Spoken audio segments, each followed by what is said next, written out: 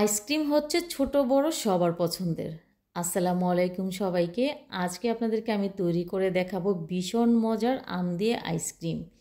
আমের এই আইসক্রিমটা খেতে কিন্তু দারুণ লাগে। ছোট বড় সবাই পছন্দ করে আইসক্রিম, তার মধ্যে যদি আম দিয়ে তৈরি করা হয় তাহলে তার একটু বেশি মজার হয়। চলুন দেখে নিই রেসিপিটি। সাইজের 3টি পাকা আম নিয়েছি, আর আমগুলো প্রথমে খোসা ছাড়িয়ে তারপরে আমের পিউরিটা বের করে নিচ্ছি। আর আমের পিউরিটা যখন এরকম বের হয়ে যাবে সম্পূর্ণটা, আটিগুলো ফেলে দেব। ফেলে দেওয়ার পর আমটা খুব ভালো করে ব্লেন্ড করে নিতে হবে। এমনভাবে ব্লেন্ড করে নিতে হবে যেন আমের মধ্যে কোনো প্রকার আঁশ না থাকে। তো খুব ভালো করে আমটা আমি ব্লেন্ড করে নিয়েছি। তারপর এই আমগুলো আমি একটি পাত্রে নিয়ে নেব। আর এই আমটা পাত্রে নেওয়ার পর স্বাদ মতো এখানে অ্যাড করছি কনডেন্স মিল্ক। আপনারা কনডেন্স মিল্কের পরিবর্তে এখানে পাউডার দুধ আর স্বাদ মতো চিনিটা অ্যাড করতে পারেন। তো এখানে কনডেন্স মিল্ক আমি দিয়েছি আধা কাপ পরিমাণে। দিয়ে তারপর একটু নাড়াচাড়া করে আমের পিউরির সাথে মিলিয়ে নিচ্ছি। যখন এরকম মিলিয়ে নেওয়া হয়ে যাবে তখন চুলায় বসিয়ে দিচ্ছি। আর চুলায় বসিয়ে দেওয়ার পর নাড়াচাড়া করে আমের পিউরিটা জাল করে নিতে হবে। তো আমের পিউরিটা যখন বলক চলে এসেছে ওই পর্যায়ে আবারও নাড়াচাড়া করে একটু ভালো করে জাল করে নিচ্ছি, যেন আমের পানিটা কিছুটা শুকিয়ে যায়।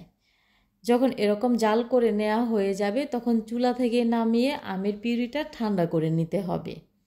তো ব্লেন্ডারের স্বার্থে আমটা আমি জাল করে নেওয়ার পর নাড়াচাড়া করে ঠান্ডা করে নিচ্ছিলাম। তো যখন এরকম ঠান্ডা হয়ে যাবে ওই পর্যায়ে আগে থেকে যে ব্লেন্ড করে নিয়েছিলাম আম, ওই আমের ব্লেন্ডের মধ্যেই আমি দিয়ে দিচ্ছি হুইপ ক্রিম 1 কাপ পরিমাণ। দিয়ে এই ক্রিমটাও খুব ভালো করে ব্লেন্ড করে নিতে হবে যেন ক্রিমি ভাব হয়। এরকম যখন ভালো করে ব্লেন্ড করা হয়ে যাবে তখন এখানে আমের পিউরিটা দিয়ে দিচ্ছি। আমের পিউরিটা দিয়েও আবার খুব ভালো করে ব্লেন্ড করে নিতে হবে। তো খুব ভালো করে আমি ব্লেন্ড করে নিয়েছি। আর নেয়ার পর আপনাদেরকে দেখাচ্ছি যে ঠিক কতটা ভালো করে ব্লেন্ড করে নেওয়া হয়েছে।